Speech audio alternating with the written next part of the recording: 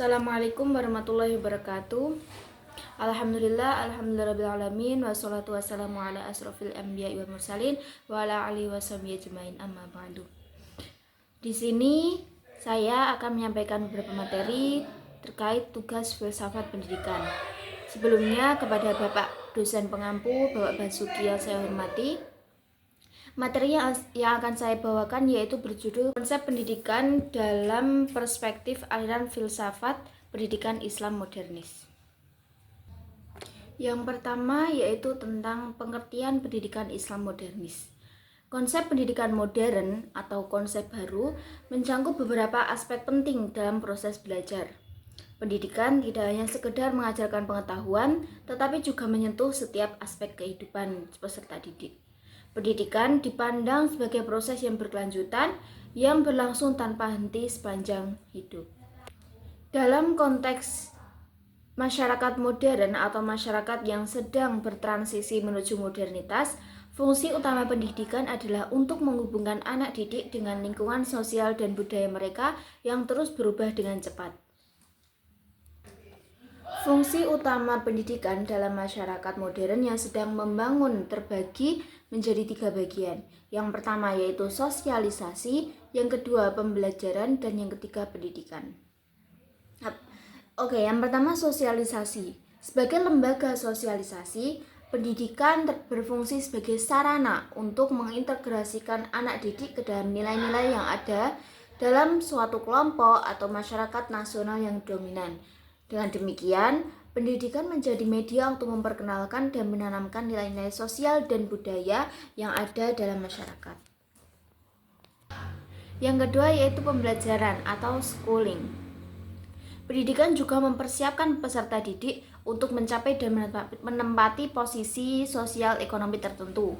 Oleh karena itu, pembelajaran harus mampu memberikan kualifikasi pekerjaan dan profesi yang paling relevan, sehingga peserta didik dapat memainkan peran sosial ekonomis yang efektif dalam masyarakat. Sedangkan fungsi yang ketiga yaitu pendidikan atau education. Pendidikan berfungsi untuk menciptakan kelompok elit yang nantinya akan berkontribusi besar dalam kelanjutan program pembangunan. Nah, kelompok ini itu diharapkan dapat menjadi penggerak program pembangunan, penggerak perubahan dan kemajuan dalam berbagai bidang kehidupan masyarakat. Fungsi-fungsi ini menunjukkan bagaimana pendidikan dapat memainkan peran sentral dalam proses pembangunan masyarakat modern. Kemudian pemikiran tokoh filsafat pendidikan Islam modern. Yang pertama di sini saya mengambil Syekh Muhammad Naqid Al-Athos. Nah, Syekh Muhammad Naqid Al-Athos adalah salah satu tokoh utama dalam filsafat pendidikan Islam modernis. Pemikirannya menekankan pada pentingnya pendidikan yang berbasis pada wahyu, yaitu Al-Quran dan Hadis, untuk membentuk individu yang berpengetahuan serta berbudi pekerti. Al-Athos juga menekankan bahwa pendidikan bukan hanya untuk mengembangkan aspek intelektual, tetapi juga untuk membentuk moralitas yang sesuai dengan ajaran Islam. Ia juga menyoroti pentingnya pendidikan yang melibatkan ilmu pengetahuan yang benar dan relevan dengan konteks zaman, namun tetap berpegangan pada prinsip-prinsip dasar ajaran Islam. Tokoh yang kedua yaitu Muhammad Abduh. Muhammad Abduh adalah seorang tokoh pembaruan dalam dunia pendidikan Islam. Pemikirannya berfokus pada pentingnya rasionalitas dan pembaruan. Abduh juga mengusulkan agar pendidikan Islam tidak hanya terbatas pada aspek agama, tetapi juga mencakup ilmu pengetahuan modern. Ia menganggap pendidikan sebagai alat untuk memperbaiki umat Islam dan memperdayakan mereka untuk meraih kemajuan. Ia juga menekankan pentingnya pemurnian akidah dan pendidikan yang mendidik moral dan akhlak siswa. Tokoh yang ketiga yaitu Rashid Ridho. Rashid Ridho merupakan pengikut setia Muhammad Abduh. Memiliki pandangan serupa mengenai pendidikan, tetapi ia lebih menekankan pada pentingnya menjelaskan ilmu agama dan ilmu dunia dalam pendidikan. Seperti halnya Muhammad Abduh, Ridho juga sangat memperhatikan pembentukan karakter seperti moralitas melalui pendidikan. Dan ia juga mengusulkan agar sistem pendidikan Islam dilaksanakan dengan pendekatan yang lebih terbuka terhadap ilmu pengetahuan Barat, asalkan tetap setia pada ajaran Islam. Tokoh yang keempat yaitu Jamal ad-Din al-Afghani. Jamal ad-Din al-Afghani merupakan tokoh penting yang berperan dalam gerakan pembaruan dunia Islam. Pemikirannya mengenai pendidikan menekankan pentingnya sistem pendidikan yang bersifat universal dan dapat mencakup semua lapisan masyarakat. Al-Afghani berargumen bahwa pendidikan harus mampu membebaskan umat Islam dari keterbelakangan. Ia juga mendukung penggabungan ilmu pengetahuan Barat dengan ajaran Islam untuk mempercepat kemajuan umat Islam dengan tetap mengedepankan prinsip-prinsip dasar Islam. Kemudian tujuan pendidikan dalam perspektif Islam modernis. Tujuan yang pertama yaitu untuk pembentukan akhlak atau karakter. Jadi pendidikan Islam modernis menempatkan pembentukan akhlak sebagai tujuan utama.